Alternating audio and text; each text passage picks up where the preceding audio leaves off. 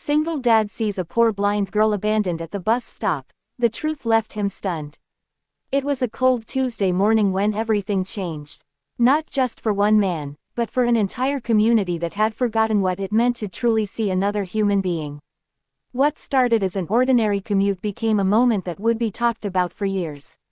And at the center of it all was a little girl standing completely alone, with a white cane, a torn backpack, and no one in the world coming for her. Before we get into this incredible story, if you're new here, welcome to Heartfelt Moments, the channel where real kindness meets real people. If stories like this move you, please hit that subscribe button, give this video a like, and drop a comment below telling us about a time someone's kindness changed your life. Now let's get into it. Marcus Webb was 34 years old, a single father of 2 boys, and a man who lived life in a permanent rush. Between getting his kids to school, clocking in at the warehouse by 7, and somehow having dinner ready by 6, Marcus didn't have a lot of room for anything extra. He wasn't a cold man, he just had a full plate and empty hands.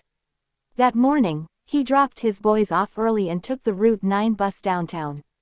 He had his earbuds in, coffee in hand, already thinking about the pallet shipment waiting for him at work. The bus pulled up to the Elm Street stop, and that's when he saw her. A little girl, maybe 9 or 10 years old. She was standing right at the edge of the curb, one hand gripping a white cane, the other clutching the straps of a backpack that had a long tear running down the side. She wore a thin jacket, far too thin for the November air, and she was trembling. Not crying, just standing there, still, like she had been taught to wait and had been waiting for a very long time. Marcus pulled out one earbud. He looked around. People walked past her. A woman in a business suit glanced at the girl and kept moving. 2 teenagers on their phones stepped around her without a word. The bus driver closed the doors and pulled away. Nobody stopped. Something tugged at Marcus's chest. He thought about his boys. He thought about what it would mean if one of them were ever standing alone on a cold street corner with no one coming.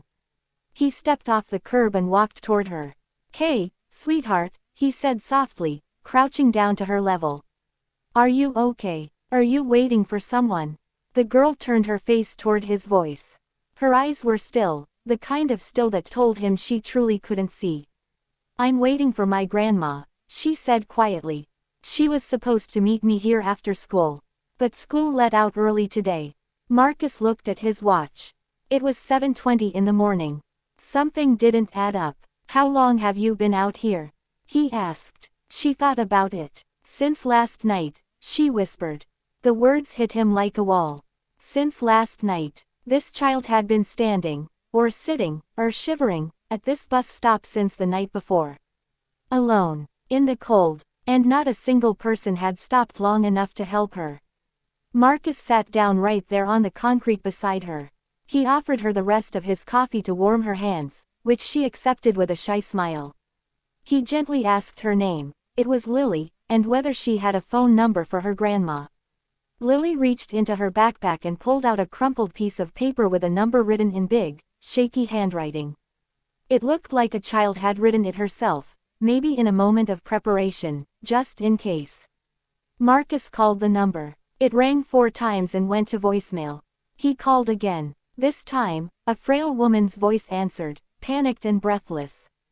Her name was Dorothy. She was Lily's grandmother and legal guardian, and she had suffered a fall the evening before and had been taken to the hospital overnight. In the chaos, no one had been called to pick Lily up from school. Dorothy had been desperately trying to reach neighbors from her hospital bed, but her phone had been dying and she hadn't been able to get through to anyone who could help. Dorothy started crying the moment she realized Lily was safe.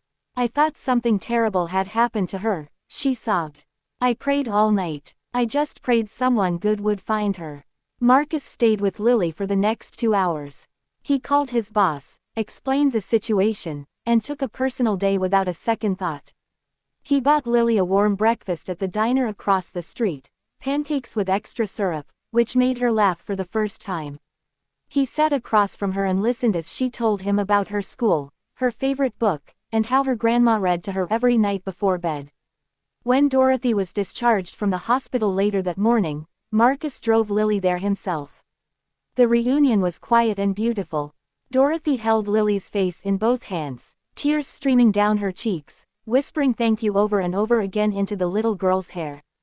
Dorothy looked up at Marcus and said, "I've been praying for a good man to find her. God sent me you." Marcus drove home that afternoon a different person. He called his boys after school and told them he loved them. He started a small neighborhood app group to make sure no child or elderly person in his area was ever left without a contact. Within 2 weeks, over 200 people had joined. He never forgot that cold Tuesday morning. And neither did Lily, because sometimes kindness doesn't ask if you have the time. It just asks if you have the heart. And Marcus Webb, a tired single dad with a full plate and empty hands, found out he had more than enough of both.